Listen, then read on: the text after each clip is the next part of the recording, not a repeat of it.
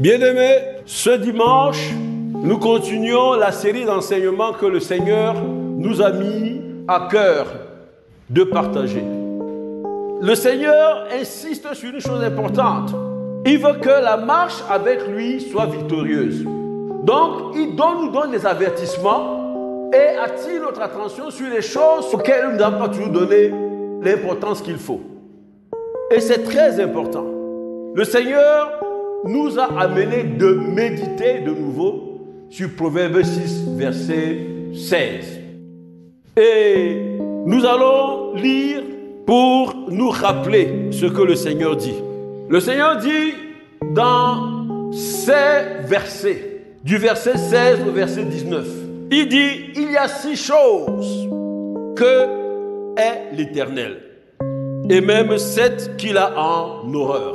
Les yeux hautains, la langue menteuse ou mensongère, selon les versions, les mains qui répandent le sang innocent, le cœur qui médite des projets iniques, les pieds qui se hâtent de courir au mal, le faux témoin qui dit des mensonges et celui qui excite des querelles entre frères. Vous comprenez?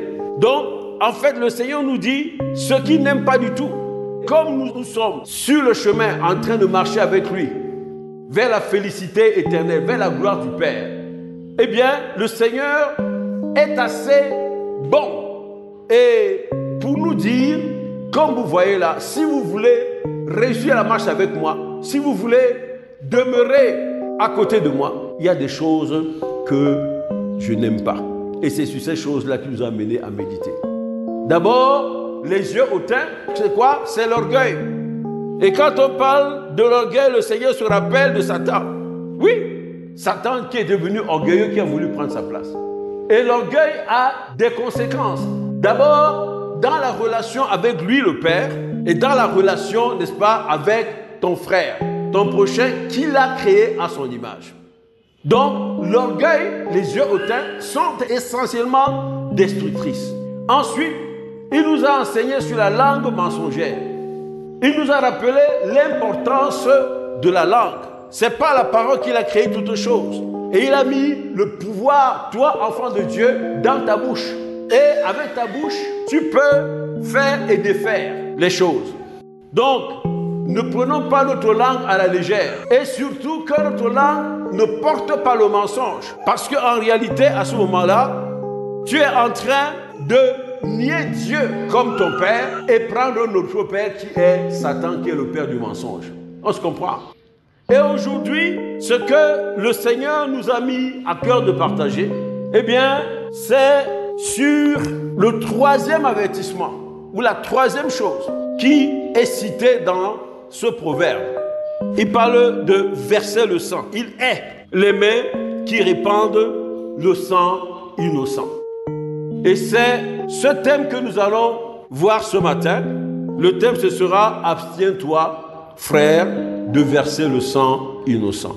Alors, quand Dieu te dit « Je n'aime pas telle chose », pour que tu puisses t'en abstenir, il faut bien comprendre de quoi il s'agit. Il faut bien comprendre, n'est-ce pas, la portée de cela, pour que tu puisses véritablement t'en éloigner. Parce que sinon, tu peux te tromper dans la compréhension de ce que Dieu veut effectivement. Alors, le thème de ce matin, comme je viens de le dire, c'est « Abstiens-toi, frère, de verser le sang innocent ». Ce sous-thème, d'accord, qui est le 3e module, n'est-ce pas, du partage sur Proverbe 6, versets 16 à 19, nous allons l'aborder en 3 volets ou 3 parties. D'abord, nous allons voir l'importance du sang aux yeux de Dieu. Dieu dit qu'il a en horreur les mains qui versent le sang innocent. Pourquoi le sang? Pourquoi pas autre chose? Donc, nous avons intérêt à comprendre l'importance du sang aux yeux de Dieu pour que Dieu nous donne un tel avertissement. Et puis, nous allons essayer de cerner encore plus étroitement ce que c'est verser du sang innocent. Le sang, d'accord, mais le sang innocent. Qu'est-ce que Dieu veut dire par là? Le sang innocent. Et puis, nous allons, pour notre gouverne, examiner la sanction qui accompagne, c'est-à-dire la sanction liée au fait de verser le sang innocent. Voilà donc en 3 volets, c'est ce que nous allons faire ce matin. D'abord, l'importance du sang aux yeux de Dieu. Nous savons tous que dès la création, le livre de la Genèse nous enseigne sur cette création et comment Dieu a créé toutes choses, y compris l'homme. D'accord? Dans Genèse, Dieu parle de la création. Et il nous a dit comment il a créé toutes choses, y compris toi et moi. Et nous savons que à tout être vivant, les animaux et l'homme, Dieu a donné quoi? Un élément vital qui est le sang. Et quand il a reconsidéré son œuvre de création, lui-même il a dit que toutes choses étaient bonnes. Il a dit quoi? Dans Genèse 1:31, il dit Dieu vit tout ce qu'il avait fait et voici, cela était très bon. Puis il se reposa. Et entre-temps, Dieu a créé l'homme à son image. Donc, c'est dire l'importance, quand on voit tout cela, de cet élément vital qu'est le sang dans l'homme. Le sang est important. Alors, vous allez me dire, frère, mais tu ne nous as pas toujours dit en quoi il est important. Eh bien, le sang est important parce que, premièrement, le sang symbolise la vie. Dans Genèse 4, verset 10, Dieu dit à Caïn, après que ce dernier ait tué son frère Abel, qu'as-tu fait? La voix du sang de ton frère crie de la terre jusqu'à moi. La voix du sang de ton frère, c'est-à-dire le frère, c'était Abel, n'est-ce pas, crie de la terre jusqu'à moi. Alors, où est Abel? Il est mort, non? Mais sa voix continue à crier. C'est un mystère. C'est un quoi? Un mystère. Donc, le sang a une voix, puisque Dieu dit, la voix du sang de ton frère crie jusqu'à moi. Donc, le sang a une voix. Est-ce que quelqu'un qui est mort peut parler? Non. D'accord? Donc, si le sang crie, ça veut le dire que le sang vit. On se comprend? Le sang vit. On se comprend? Nous allons progresser. L'âme ne meurt jamais. L'âme vit éternellement. Et on nous dit ici que la voix du sang de quelqu'un qui est mort est en train de crier. Donc le sang vit. C'est pour ça aussi, d'une certaine manière, qu'on dit que le sang de l'aspersion ou le sang de Jésus parle plus que le sang d'Abel ou mieux que le sang d'Abel. On voit ça dans Hébreux 12, verset 24. Jésus était mort, il est ressuscité, d'accord? Mais ce sang qui a été versé pendant qu'il était mort continue à plaider en notre faveur. On se comprend? Continue à plaider en notre faveur. Dans Lévitique 17, verset 11, il est dit, car l'âme de la chair est dans le sang. Et dans Deutéronome 12, verset 23, il est dit, seulement garde-toi de manger le sang, c'est l'âme et tu ne mangeras pas l'âme avec la chair. Que veut dire tout cela? Cela veut simplement dire que, eh bien, l'âme vit tant que le sang est là. Si vous prenez quelqu'un et que vous le videz de son sang, d'accord, il meurt. Ça veut dire que l'âme s'en va avec le fait que le sang, n'est-ce pas, a été vidé de cette personne. Dans d'autres versions, on dit le sang, c'est la vie. Dans Lévitique 17, verset 14, il est dit l'âme de toute chair, c'est son sang qui est en elle. Je voudrais que vous compreniez cette corrélation entre l'âme, n'est-ce pas, et le sang. La valeur pour Dieu du sang, c'est que le sang est la vie dans une personne, comme l'âme, puisque quand tu vides une personne de son sang, cette personne-là meurt, donc l'âme s'en va. La deuxième chose qu'il faut noter sur l'importance que Dieu accorde au sang, c'est que la valeur du sang est inestimable comme la valeur de l'âme est inestimable. Dans le psaume 49, versets 7 à 9, il est dit ceci, le rachat de leur chair coûte cher et n'aura jamais lieu. De quoi s'agit-il? Eh bien, dans cette partie de ce psaume, le psalmiste parle des gens qui ont des biens, qui sont riches et qui se reposent sur ces richesses. Ils ont donné leur âme à ces richesses. Et le psalmiste dit qu'ils ne peuvent jamais racheter leur âme avec le bien. La valeur de l'âme est inestimable. Comme nous avons dit que l'âme, c'est le sang, la vie de l'âme est dans le sang, nous comprenons bien que le rachat, c'est-à-dire le sang, a une valeur aussi importante que l'âme aux yeux de Dieu. Donc nous ne devons pas nous amuser avec ça. Verser le sang, ça veut dire qu'en réalité, nous sommes en train de tuer cette personne, prendre la vie de cette personne. Dans 1 Corinthiens 6, verset 20, et il est dit, car vous avez été rachetés à grand prix. Qu'est-ce qui a été racheté à grand prix? Eh bien, c'est en fait votre âme qui a été rachetée à grand prix. Ok? Mais cette âme ne peut pas vivre si le sang, n'est-ce pas, qui lui donne la vie n'est pas dedans. Il y a une autre parole dans la Bible qui dit, que donneriez-vous pour le prix de votre âme? Donc, deuxième considération importante aux yeux de Dieu, c'est que le sang vit. La vie de l'âme est dans le sang. Ça veut dire que sans le sang, n'est-ce pas, cette âme-là ne pourra jamais plus vivre. Et c'est pour ça qu'on dit, que donneriez-vous pour le prix de votre âme? Donc, nous insistons encore dessus, que le sang a une valeur inestimable, comme l'âme a une valeur inestimable. Et le sang innocent en plus. Pour Dieu, c'est que le sang est utilisé pour l'expiation des péchés. Ça montre l'importance du sang aux yeux de Dieu. Dans l'Ancien Testament, on le voit, le sang des animaux couvrait le péché des hommes. Ce sang apaisait la colère de Dieu. Ce sang symbolisait le pardon, ou annonçait le pardon, ou la rémission des péchés qui va avoir lieu dans le Nouveau Testament. L'importance de ce sang, on le voit également dans le Nouveau Testament. Pourquoi? Parce que ce sang est utilisé pour la rémission des péchés. J'ai déjà dit ici que la rémission des péchés, c'est le fait d'effacer les péchés. Lorsque tu donnes ta vie à Jésus, les péchés sont effacés. D'accord? C'est différent du pardon des péchés. Le pardon des péchés intervient ici lorsque tu as fait une faute, une offense, et que tu appelles le sang de Jésus qui te purifie. Mais tu as toujours ta robe blanche. Mais le sang de Jésus va enlever les taches. D'accord? Pour que tu sois encore, c'est-à-dire que tu sois entièrement, n'est-ce pas, tu sois restauré dans ta sainteté, si je peux dire. Donc, dans le Nouveau Testament, l'importance du sang se voit encore parce que ce n'est pas le sang de Jésus qui a eu la rémission des péchés. Ce sang est important également pour notre rédemption, c'est-à-dire le rachat. D'accord? C'est ça que Jésus a présenté, d'accord? Pour que nous puissions être rachetés. Ce sang est également important pour la justification, c'est-à-dire que nous avons payé en Christ Jésus pour nos fautes et nous sommes déclarés justes. Mais c'est le sang toujours qui est à l'œuvre ici. Pour la purification, comme je vous ai dit tout à l'heure, des péchés, chaque fois que vous marchez, et c'est pour ça que nous devons avoir un cœur repentant, par le ministère du Saint-Esprit, reconnaître les fautes que nous venons de faire et implorer le pardon et invoquer le sang de Jésus. C'est également le sang de la réconciliation. D'accord? Dans le Nouveau Testament, ce sang est important pour la réconciliation avec le Père. Parce qu'une fois rendu juste, nous avons la paix avec Dieu. Donc, c'est la réconciliation. Ce sang est important parce qu'il est le sang de la nouvelle alliance.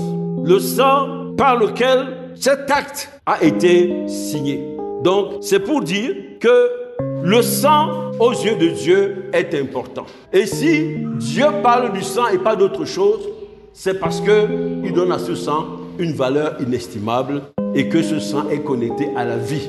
Et lui, il est le Dieu de la vie. Il est là pour préserver les vies. Maintenant que nous avons vu l'importance du sang, la question c'est, que veut-il dire lorsqu'il parle du sang innocent? Verser le sang innocent, d'abord, signifie, comme je viens de dire tout à l'heure, tuer. Puisque l'âme est dans le sang, si vous videz une personne de son sang, vous lui ôtez la vie. Verser le sang, d'accord, c'est ôter la vie. Si vous allez dans Jacques 2, verset 26, il est dit, le corps sans âme est mort. Donc, c'est important. Que signifie innocent ici? Innocent signifie, en quelque sorte, gratuitement. Et la question qu'on peut se poser, c'est, on parle d'innocent. Quand on dit innocent, qui apprécie? Qui est celui qui apprécie que ce sang est innocent? C'est Dieu qui seul est capable de porter une appréciation. C'est Dieu seul qui juge. Et c'est Dieu seul qui peut condamner. Dans l'Ancien Testament, des situations où Dieu a voué les ennemis d'Israël par interdit. Il leur dit, vous les frapperez. C'est-à-dire, vous allez les exterminer. Donc Dieu, lui, il a jugé. Il a trouvé que ces gens-là, n'est-ce pas, ne méritent pas la vie. Dieu peut donc, à un moment donné, vouer par interdit, d'accord, des personnes dans des situations particulières, notamment lorsque Israël était en train de prendre possession du territoire, des terres que Dieu leur a données. Parce que c'était des peuples idolâtres, etc., etc. Hein? C'est pour cela que plus tard, il va leur demander même de ne pas se mélanger à eux, même s'il y avait des restes. Et chaque fois qu'il a dit de les exterminer et que les gens n'ont pas obéi, eh bien Dieu s'est fâché, la colère de Dieu s'est enflammée. Donc quand on parle d'innocent, il n'y a que Dieu seul qui peut apprécier, n'est-ce pas, si ce sang est innocent ou pas. Mais en général, on peut dire que si tu vides le sang d'une personne non coupable, tu as vidé le sang d'un innocent. C'est-à-dire, innocent ici peut vouloir dire non coupable. Donc Dieu, en réalité, veut dire une chose importante. Il ne faut pas tuer une personne non coupable. Et quelles sont les motivations qui sont visées ici? C'est-à-dire tuer une personne par méchanceté. Tu peux tuer quelqu'un par jalousie. C'est ce qui s'est passé entre Abel et Caïn. D'accord? Tu peux tuer quelqu'un par calcul. Tu peux tuer quelqu'un parce que tu es dans la sorcellerie. Par exemple, on te demande ton enfant. Tu verses le sang innocent de ton enfant. Il existe même des tueurs à gages. Les gens qui sont là spécialement pour tuer. Ils sont payés pour ça. On les envoie, ils tuent et ils reçoivent de l'argent. Tu peux tuer également par calcul. Par exemple, vous êtes dans un lieu de service et vous faites la compétition. D'accord? Toi, tu penses que la meilleure façon de gagner cette compétition, eh bien, c'est de tuer la personne. Tu as versé du sang innocent. Par exemple, la pratique de l'avortement, eh bien, équivaut à l'assassinat d'un bébé qui est tout à fait innocent. Tu as versé le sang innocent. Donc, il y a plusieurs exemples, mais c'est quelques exemples pour montrer que verser le sang innocent, c'est tuer une personne non coupable, notamment aux yeux de Dieu. Et il y a une autre dimension dans verser le sang innocent. Si vous lisez Ézéchiel 3, verset 18-19, vous allez voir quelque chose qui va vous surprendre. Ézéchiel 3, verset 18 à 19. Verset 18 à 19. Quand je dirai au méchant, oui, tu mourras. Si tu ne l'avertis pas, si tu ne parles pas pour dériver le méchant de sa mauvaise voie, et pour le sauver, la vie. Ce méchant mourra dans son iniquité, et je te redemanderai son sang. Voilà. Verset 19. Mais si tu avertis le méchant, et qu'il ne se détourne pas de sa méchanceté et de sa mauvaise voie, il mourra dans son iniquité, et toi, tu sauveras ton âme. Voilà. Donc, ça c'est une autre dimension qu'on peut intégrer dans verser du sang innocent. Ça veut dire que nous, les enfants de Dieu, le croyant a l'obligation et le devoir de propager l'évangile pour sauver la vie des méchants. Par exemple, tu as quelqu'un qui est à côté de toi dans ta maison, qui est un méchant. Le méchant c'est quoi? Le méchant c'est celui qui est en dehors de la volonté de Dieu, qui marche volontairement en dehors de la volonté de Dieu. Mais si tu ne l'avertis pas, puisque tu sais qu'il va mourir, Dieu n'a pas besoin encore de te dire, dis-lui qu'il va mourir. Non. Tu sais, puisque aujourd'hui nous avons la parole, etc. Tu sais qu'en dehors de Christ, il n'y a pas de vie. Et tu le vois faire et tu ne lui dis rien. Eh bien, qu'est-ce qui va se passer? Le sang de celui-là peut être redemandé. C'est ce que dit la parole de Dieu. Donc voilà une autre dimension qui est évoquée ici. Et c'est ce que l'apôtre Paul exprime dans Acte 18, verset 6. D'accord? Lisez Acte 18, verset 6. Vous allez voir. L'apôtre Paul le dit. Acte 18, verset 6. Oui. Les Juifs faisaient alors de l'opposition et se livrant à des injures. Des injures. Paul secoua ses vêtements et leur dit que votre sang retombe sur votre tête. J'en suis pur. Dès maintenant, j'irai vers les païens. Vous avez compris. C'est un autre. C'est-à-dire que si Paul venait là-bas et ne disait rien, et que ces gens-là mouraient, d'accord, leur sang pouvait être redemandé à Paul. Mais Paul dit ici, maintenant, j'ai essayé de vous ouvrir, apporter la lumière, vous n'avez pas voulu, eh bien, je suis acquitté, d'accord, je suis libre de... C'est ce qu'il a dit, non? Que votre sang retombe sur vous-même, ok? Et puis, verser le sang innocent, c'est aussi les manipulations sanguines de nos jours. Il y a des gens qui trafiquent le sang. Parfois même, après avoir tué la personne, ils vident la personne de son sang. Fraîchement, d'accord, ils font des trafics avec ça. Comme un commerce lucratif qui leur rapporte de l'argent. Il y a le vampirisme qui existe dans les sectes et sociétés secrètes. C'est toujours le sang innocent. Les actions de vengeance, la loi du talion. Ok? C'est-à-dire que Dieu dit quoi? À moi la vengeance, à moi la rétribution. Mais parce que tu as été offensé, eh bien, tu mets à mort la personne. Par exemple, une personne qui est offensée, cette personne considère que son honneur a été atteint. Eh bien, il vient dans sa boutique, il t'abat tout simplement. Et s'il ne le fait pas, il est considéré comme un lâche. Vous comprenez? Parce que tu acceptes le déshonneur alors que tu peux le laver en exécutant la personne. C'est toujours verser du sang innocent dans le sens des actions de vengeance. Ok? C'est-à-dire que Dieu dit quoi? À moi la vengeance, à moi la rétribution. Tu n'as pas à verser le sang comme cela, de manière légère. Et donc, nous devons savoir que Dieu, d'une manière, condamne cette façon de faire et Dieu ne peut pas manquer de frapper. Alors, quelle est la sanction? Nous n'avons pas besoin d'aller en longueur. Quand vous lisez Genèse 9, versets 5 à 6, on voit le principe de Dieu par rapport à ça, qui donne la sanction. Toute personne qui verse le sang, celui-ci lui sera redemandé. Il paiera de son propre sang.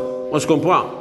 C'est ça. Je vous ai dit tout à l'heure que dans Ézéchiel 3, versets 10 à 19, il nous est dit que si Dieu te dit que le méchant, n'est-ce pas, mourra et que tu ne l'avertis pas, c'est à toi qu'il redemandera son sang. Et tout à l'heure, nous avons parlé de Actes 18:6, d'accord, où l'exemple nous est donné par Paul lui-même, d'accord. En conclusion, ce matin, c'est une exhortation. Nous sommes interpellés.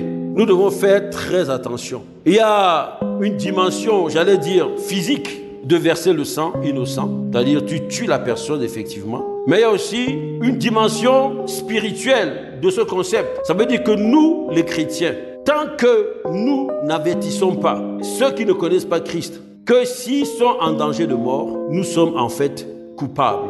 C'est une dimension qu'il faut prendre très au sérieux. Donc voilà, bien-aimés, ce que le Seigneur nous a mis à cœur de partager ce matin par rapport à cette injonction de nous abstenir de verser du sang innocent. Première chose qu'il faut comprendre, le sang a d'une grande importance aux yeux de Dieu. Parce que le sang est lié à la vie, puisque la vie de l'âme est dans le sang. Et quand l'âme s'en va, la personne meurt. Donc quand on tue quelqu'un, quand on verse le sang innocent, on amène la personne à la mort. Et notre Dieu est le Dieu de la vie. Ce n'est pas le Dieu de la mort. Nous devenons donc un agent qui sème la mort autour de nous. De même, ce sang est important parce qu'il a une valeur inestimable, comme l'âme a une valeur inestimable. Et autre point important, c'est que nous devons faire très attention à ce qui se passe autour de nous par rapport aux manipulations du sang d'une manière ou d'une autre. Par exemple, vous entrez dans une secte, comme ça, on vous initie et tout ça, et vous commencez à verser du sang. Rebecca Brown en parle dans son livre. Et la dimension dont je viens de parler, c'est que faisons attention, si nous propageons par la parole les personnes qui sont autour de nous, qui ne connaissent pas Christ, eh bien, s'ils meurent, eh bien, leur sang peut nous être redemandé, surtout lorsque Dieu nous a donné des occasions pour pouvoir lui parler. Que le nom de l'Éternel soit glorifié. Amen. Bien-aimés, nous espérons que vous avez été bénis. Pour toutes questions et sujets de prière, bien vouloir nous contacter sur nos différentes plateformes. Nous avons reçu gratuitement et nous partageons gratuitement, selon l'instruction du Seigneur. Matthieu 10, verset 8. Que le nom de l'Éternel soit glorifié. Soyez bénis au nom puissant de Jésus-Christ. Amen.